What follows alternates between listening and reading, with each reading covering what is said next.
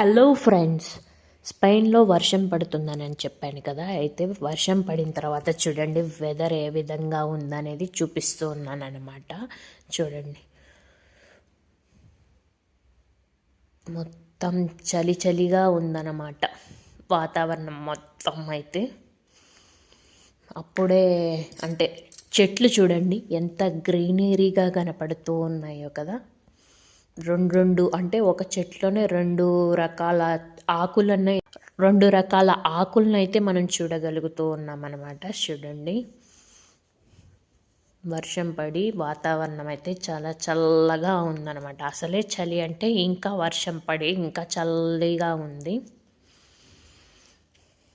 ఇది స్పెయిన్లో వాతావరణం అన్నమాట. అయితే భలే ఉన్నాయి మొక్కలు అయితే చూస్తూ ఉంటుంటే.